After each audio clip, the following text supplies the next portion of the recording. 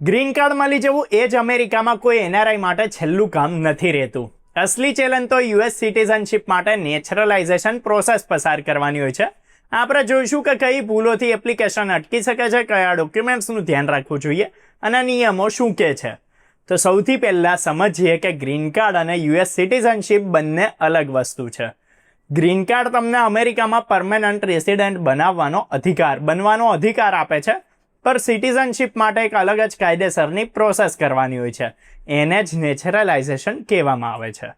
એનો મિનિંગ છે કે કોઈ ફોરેન સિટીઝન પોતાની ઈચ્છાથી અમેરિકાનું સિટીઝન બનવા માટે એપ્લાય કરે છે અને બધી જ કાયદાકીય શરતો પૂરી કરે છે. જો એલિજિબિલિટીની વાત કરીએ તો સામાન્ય રીતે એપ્લાય કરનાર વ્યક્તિની ઉંમર ઓછામાં ઓછી 18 વર્ષ હોવી જોઈએ. એ સિવાય એના કમસે કમ 5 વર્ષ સુધી લોફુલ પરમેનન્ટ રેસિડેન્ટ એટલે કે ગ્રીન કાર્ડ હોલ્ડર તરીકે અમેરિકામાં રહેવું જરૂરી છે. જો કોઈના લગ્ન યુએસ સિટીઝનથી થયા છે તો કેટલાક કેસીસમાં આ ડ્યુરેશન 3 વર્ષની રહી શકે છે, શરતે જ કે બાકીના બીજા બધા નિયમો પૂરા કર્યા હોય. હવે ખાલી 5 વર્ષ પૂરા કરી લેવા જ ઇનફ નથી હોતું.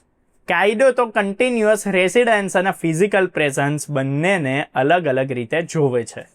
એનો મિનિંગ એ છે કે તમે અમેરિકાને પોતાનું મેઇન ઘર બનાવીને રાખ્યું હોય અને છેલ્લા 5 વર્ષમાં કમસે કમ 30 મહિના એકચ્યુઅલમાં અમેરિકામાં રહ્યા હોવ. જો તમે યુએસ સિટીઝન સ્પાઉસના આધાર પર એપ્લાય કરી રહ્યા છો તો છેલ્લા 3 વર્ષમાં કમસે કમ 18 મહિના તો અમેરિકામાં રહેલા હોવા જરૂરી જ છો.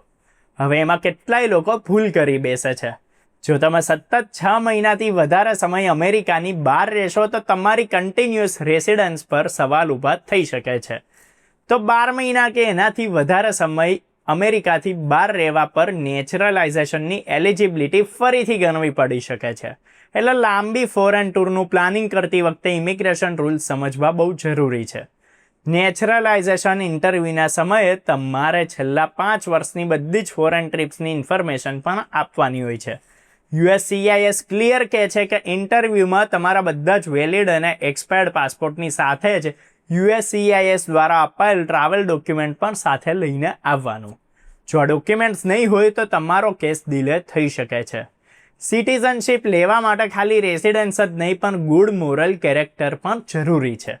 એટલે તમારી વિરુદ્ધ કોઈ serious legal matter, tax violation કે એવો રેકોર્ડ ના હોવો જોઈએ જે તમારી એલિજિબિલિટીને ઇમ્પેક્ટ કરે. એની સાથે જ બેઝિક ઇંગ્લિશ વાંચવા, લખવા અને બોલવાની કેપેસિટી એ જરૂરી હોય છે. ઇન્ટરવ્યૂ દરમિયાન સિવિક્સ ટેસ્ટ પણ લેવામાં આવે છે, જેમાં યુએસ હિસ્ટ્રી અને ગવર્મેન્ટથી જોડાયેલા સવાલો પૂછાતા હોય છે. હવે એની પછી સક્સેસફુલ એપ્લિકન્ટ્સે ઓથ ઓફ એલિજન્સ લેવાની હોય છે અને ત્યારે જ ઓફિશિયલી યુએસ સિટીઝન બને છે. જો તમારા માતા પિતામાંથી કોઈ તમારી 18 વર્ષની ઉંમરની પહેલાં જ યુએસ સિટીઝનશિપ લઈ ચૂક્યું હોય તો કેટલીક બાબતોમાં તમને ડાયરેક્ટ સિટીઝનશિપનો દાવો કરવાનો અધિકાર મળી શકે છે. એવી સ્થિતિમાં જનરલ નેચરલાઇઝેશન એપ્લિકેશનને બદલે અલગ પ્રોસેસ અપનાવવી પડે છે. ઇન્ડિયન ગ્રીન કાર્ડ હોલ્ડર્સ માટે સૌથી જરૂરી સલાહ એ છે કે સિટીઝનશિપનું પ્લાનિંગ ખાલી 5 વર્ષ પૂરા થયા પછી શરૂ ના કરો.